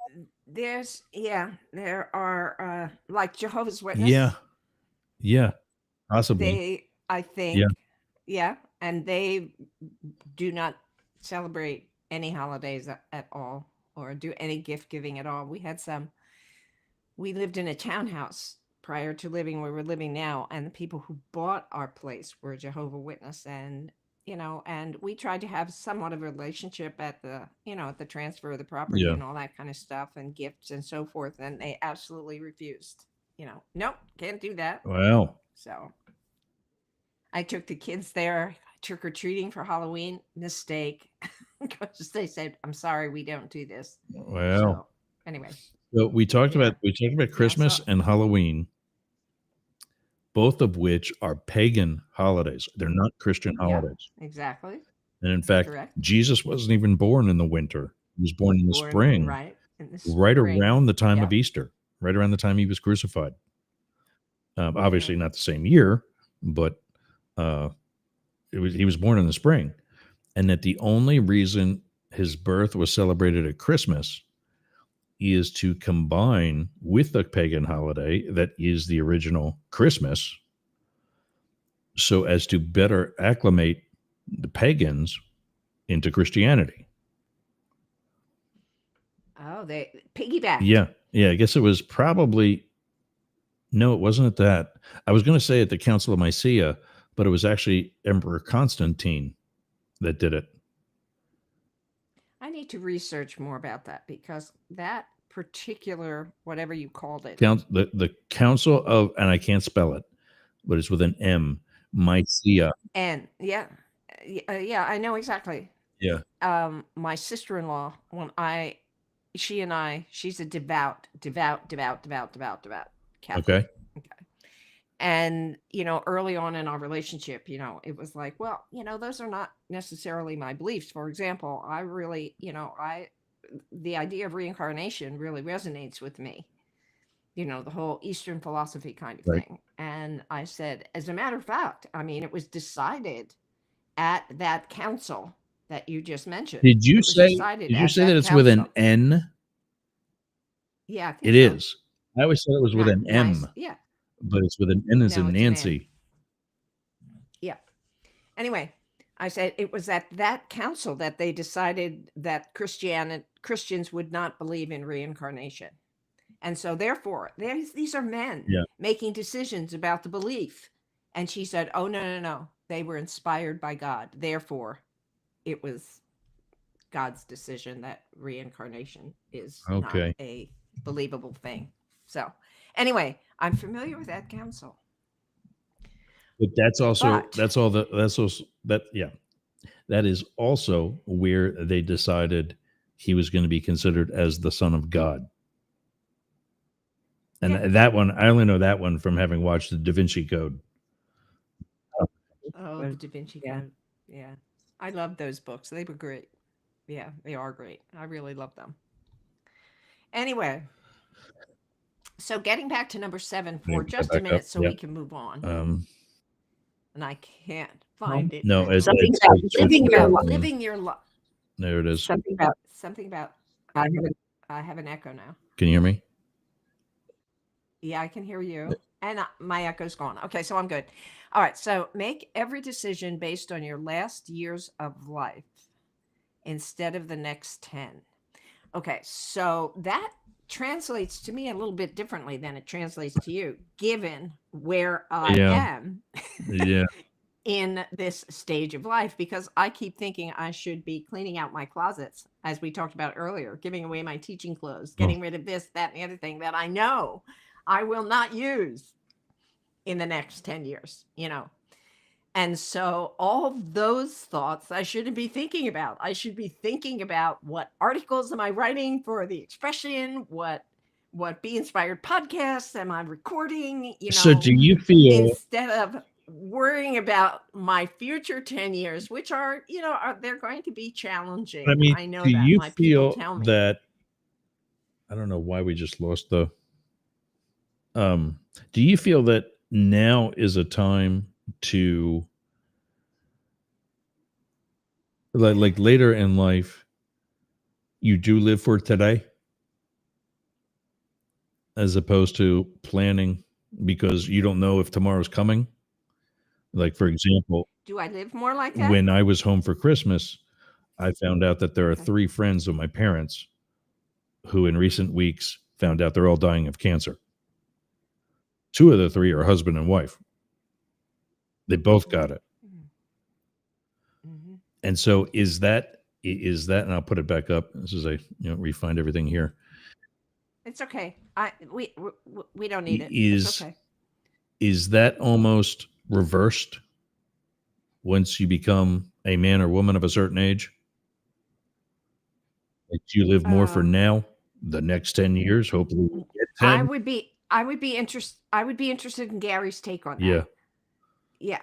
I would like for him to comment on that to some We degree. got to write him. But at the same time, I think he might be right, period. And that my thinking about the next 10 years of my life is a waste of my life. Because exactly. as you just said, you don't know at any point in your life, you don't know what's going to happen tomorrow. And if I make decisions based on my last years, what decisions would I make? I guess that I would. Let me see if I can clarify this really quickly. Did you live like that? Did you plan? What? Did you live your life planning more for the last years of your life? No, I live my life. No, I live my life pretty much in the moment. I think a lot of people can know that. mean, I went into teaching because I knew there was security there. Yeah. Okay. That at the end of my life, at the end of my career, I would have a pension. Right. I think about And that then I every could day. do what I wanted. Yeah. And then I could do what I wanted. I mean, I could do what I wanted. And so I did plan my early life based on the end of my life. Okay. Yeah.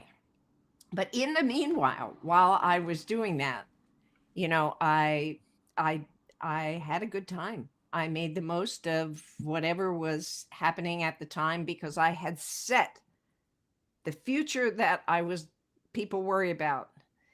I had that pretty well set. And so now, I should throw things away. I should get things ready for the kids when I'm no longer here to tell them what to do. They listen. But at the same time, I I started a podcast. I'm on my 6th season coming up Nice. in February. Do you believe that? I started the digital expression a couple years ago because I wanted to help my friend. Right. And I'm really having a great time with it. And I put everything else aside. I put cleaning out my closets, Ross, all those things that I should be doing looking ahead 10 Right. years. I ignore that and I do what I want to do. Yeah. No, I think I write articles, I put things together, I have lunch with friends, I do all those kinds of things. Yeah. So I think I'm pretty good. I do as much as I can. But I think that also, now we can move on. Your take now also gets back to his spending 0% of your energy doing things that don't matter. Cleaning out your closets is something your kids can do. They can do, and they'll have an easy time with it. It will be painful for me. Right. It will be easy for them. So they might as well just But do what it. you're doing now is also making the start, the process, and everything the roses, as opposed to just waiting to get to the end and say, okay, I'm Absolutely. here. Yay. Yeah. Now what? Yeah. No, I'm having a good time. Yeah. What can I say? So, but I have, and part of that is lately saying no to things that I don't want to do. Yes. Yes. I got to learn that. Yes. I've got to learn that. Yeah. Is that hard? My husband always told me that I will learn to say no when I have no other choice. When I am so fully booked, when I'm so fully tired that I absolutely cannot. And he was right about that. I mean, I had trouble saying no until I couldn't. I just absolutely could not do one more thing. I could not take on one more responsibility. I could not take on one more job, one more volunteer thing. I could not do it. And then it got easy. Yeah. And then I said, I'm not, like Gary said, I'm not doing anything that I don't want to do anymore. And that means I don't sign up for 7:30 in the morning breakfast. I don't go out after 5 o'clock at night. I do not. It has to be really important for me to do that. And there are very few things. And I'm hoping my friends understand. And if they don't, I'm sorry. Yeah. So it took a long time for me. This is the one I was talking about. Playing the game is the roses. The entire process is the roses. When you're in it for the right reasons, you're smelling the roses every second of every day. Every second of every day along the way. Yeah. Yeah. Yeah. And not every second for me is roses, but that's okay too. And that gets back to a meme I had up on the expression in the past couple of days about Happy New Year. And that was a really cool thing. Did I share that with you at all? I was just sitting here thinking that I open the email every day and at least look through it. Yeah. Now, what would I have called that? Let me think just a second. I don't remember. Anyway, what the meme was about, when I say Happy New Year to you, and sometimes saying Happy New Year sticks in my throat because I know there are people who are struggling there. No, I know that people are in pain, and that saying Happy New Year to them sounds like a slap in the face. But this particular poem by a woman named, I believe, Donna Ashworth said, when I say Happy New Year to me, it's a Happy New Year to you. It's that I'm hoping you have more days of joy than misery. More days of beautiful things than ugly things. It's not that I think that today is the best day of the rest of your life. And it's not that I think every day is going to be happy and beautiful and all that. I'm hoping that you recognize that it's all part of life, the good, the bad, the ugly, and that it's all okay. And now, I did not quote that very well at all, but that really resonated with me. I loved that poem. And especially, the last couple of lines that she wrote. And I wish I were a better memorizer of stuff. Nancy, but I'm not. Anyway, Nancy did her line. So I feel a little more comfortable saying Happy New Year to people because now it makes more sense to me. Nancy did her line. I'm just wishing you more days of joy. I don't know if you knew her, but I know we talked about her son Pete Detterline from the planetarium. Yes, Pete Detterline. His mom was my 5th grade teacher at Copeland Dale. Okay. And Okay. in the morning exercises, like the Pledge of Allegiance, and we also did a thing where I think we did a moment of silence. Yeah. She would always tell us, remember, this is the first day of the rest of your life. Of the rest of your life. Yeah. You know, tomorrow or yesterday sucked. That's okay. Yeah. It's not here anymore. Yeah. Start over. Yeah.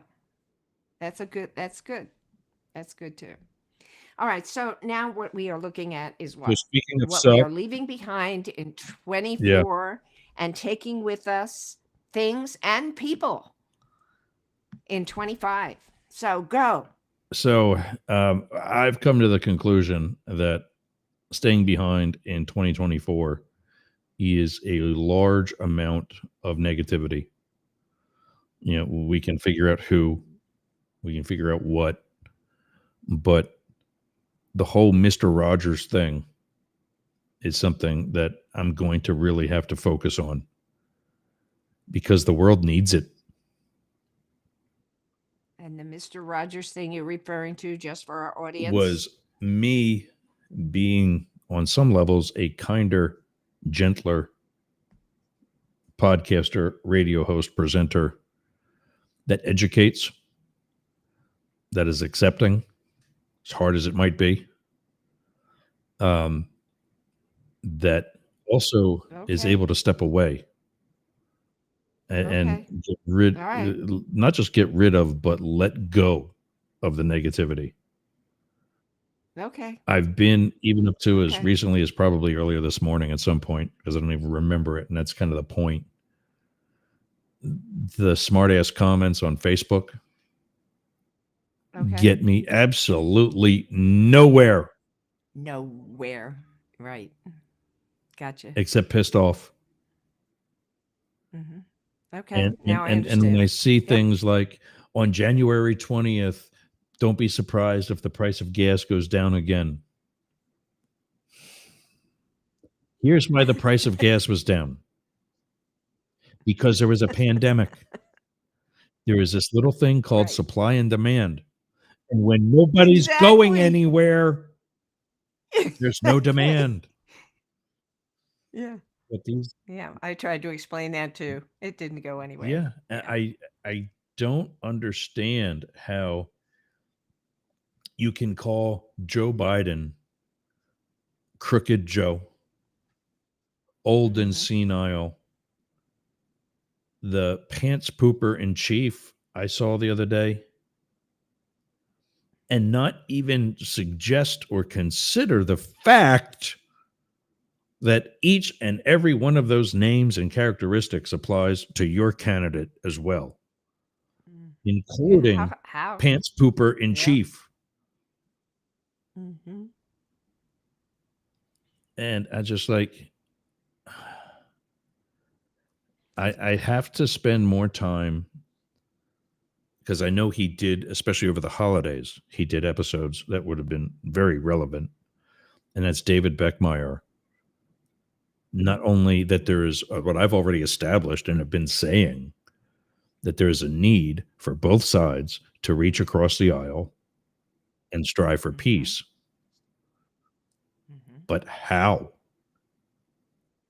I don't know. That is what is still so left out, besides what we talked And I about. tell you, and honestly, I think we have to be a little patient Oh, yeah. and Yeah. wait for the moment. It is not the moment. It just is not the moment yet. Well, and that's And what I said I about know what's going to happen, I believe, mm-hmm. inevitably. And that is Mm-hmm. that I was wrong about the November election. I've said this Mm-hmm. before too, and I'll say it many more times.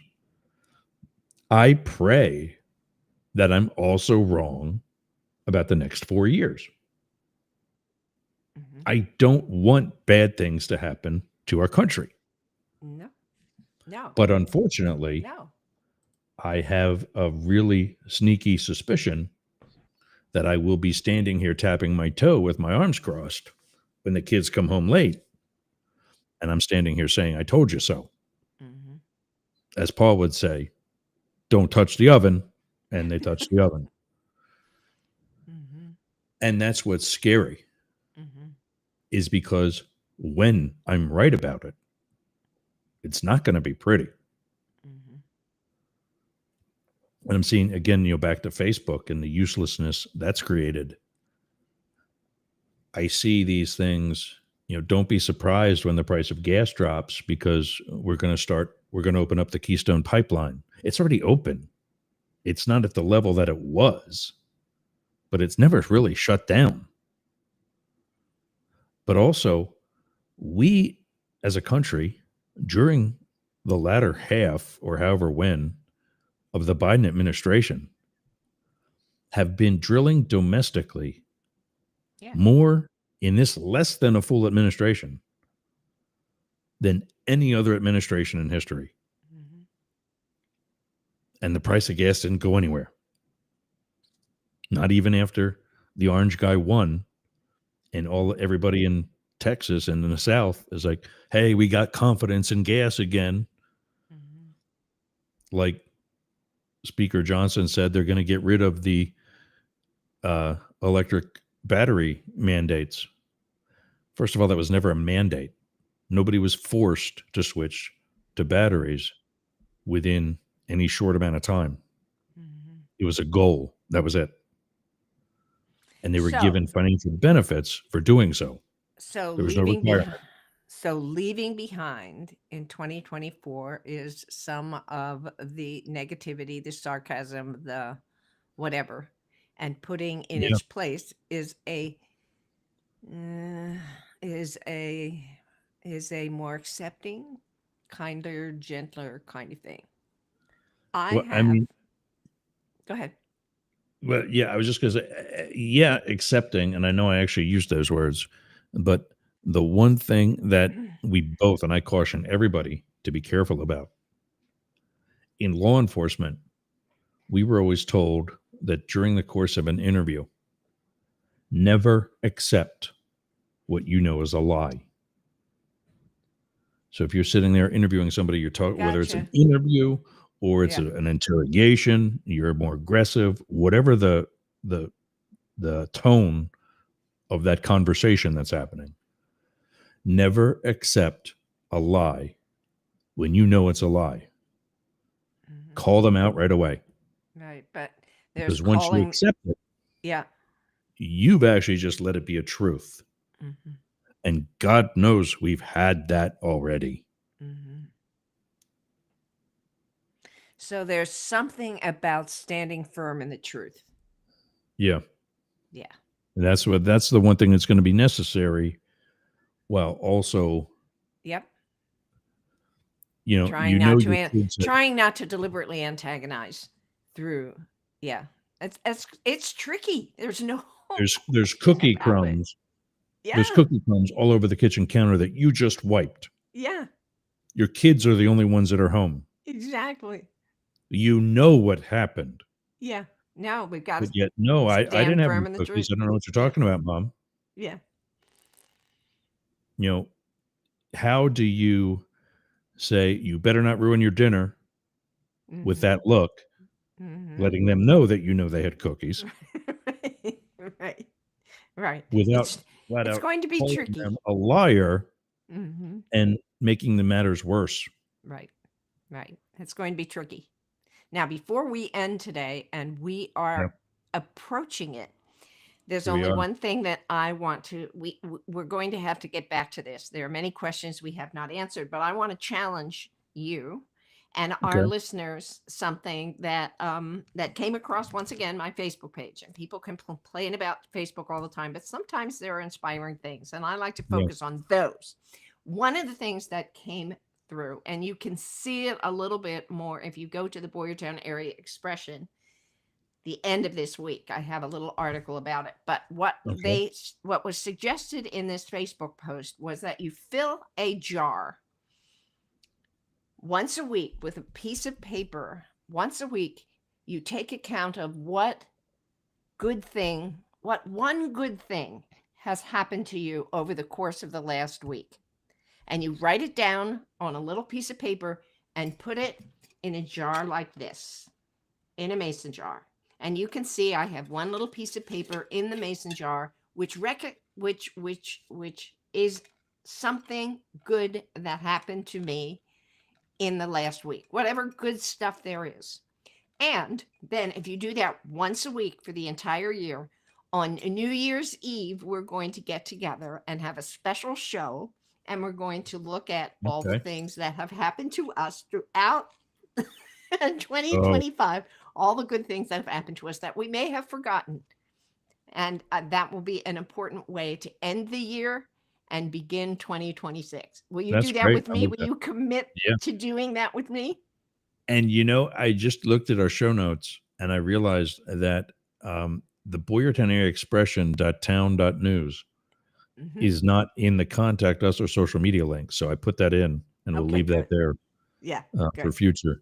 Good. So later this week, go to Boyertown Area Expression.town.news.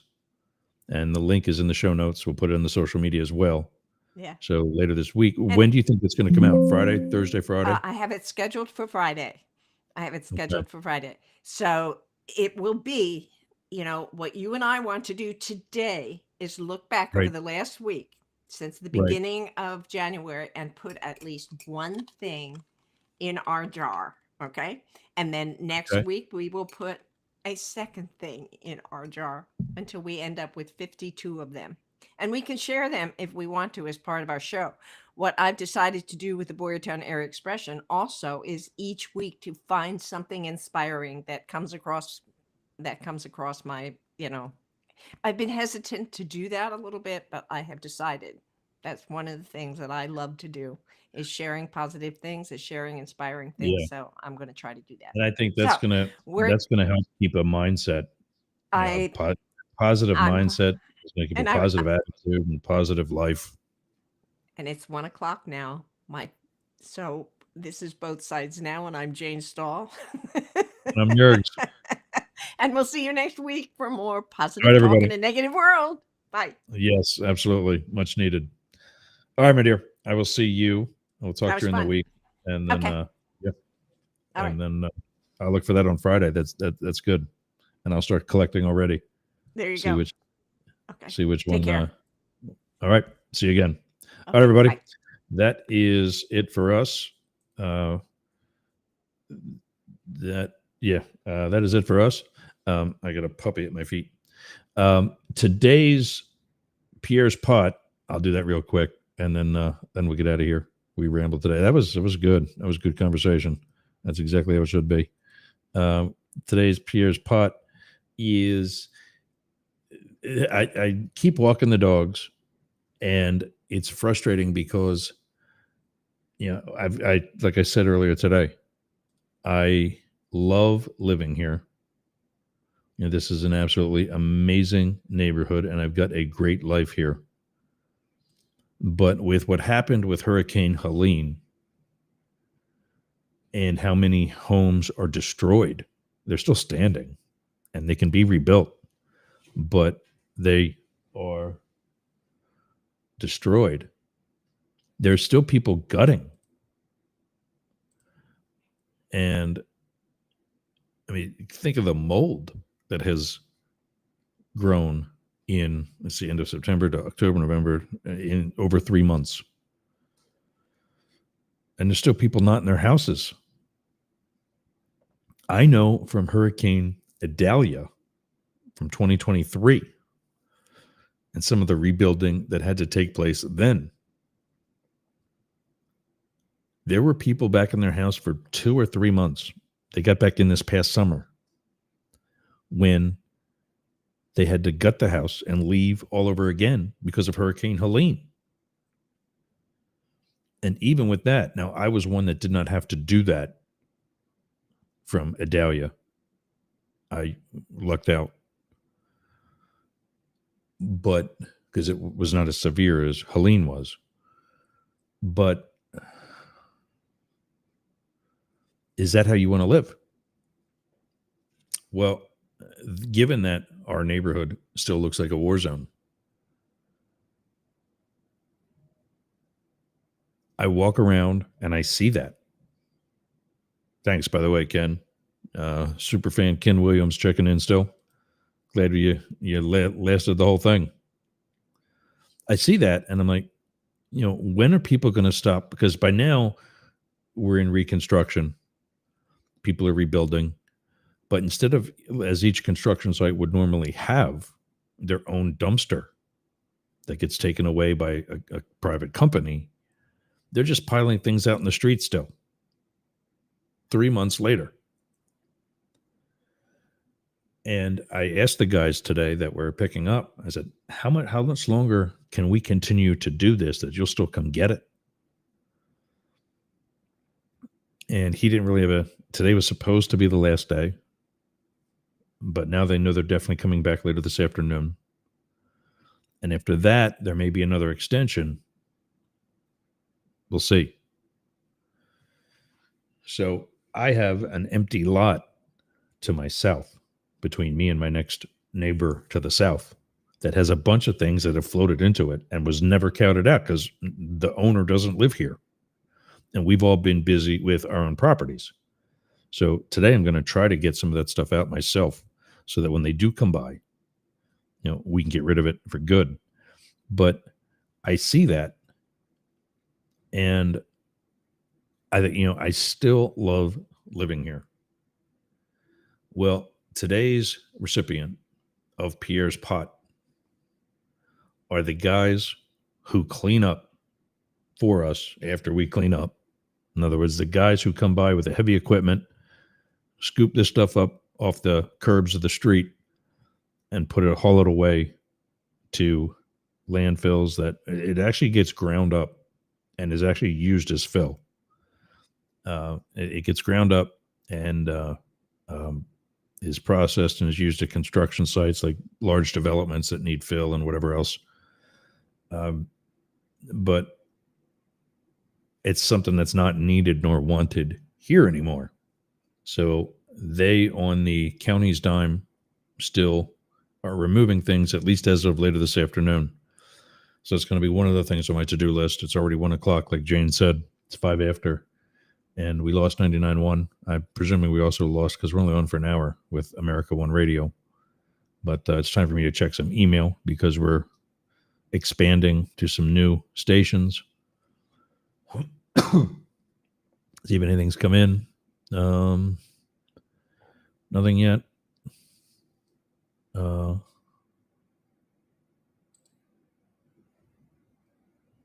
Total streams, 4 fewer than last month. Oh, that's because we were off the 23rd through 26th, but we're on every other day, including one Sunday the 1st of December. I don't know what I was doing then, but my restream email says that we were there. How 1/6 became the new 9/11. Wish it actually was. Maybe we would be repairing. But yeah, so here it is. To the people cleaning up our streets, we appreciate what you're doing. And I do hope to see you again because we got to clean out this lot next door. A toast of the morning sauce in your direction. Thanks for joining us, everybody. We'll see you again tomorrow. I'll be alone, but I'll have plenty to talk about. Hopefully you'll be joining me too. Thanks for running with the big dogs and going up the middle with both sides now. We'll see you tomorrow.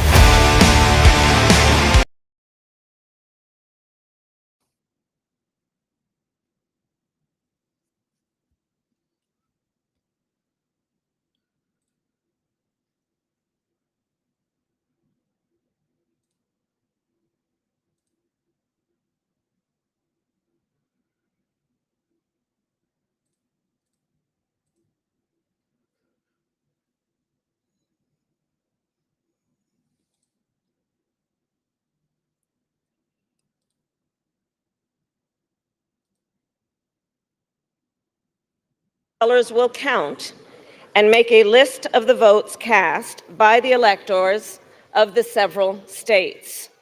The tellers on the part of the two houses will take their places at the clerk's desk.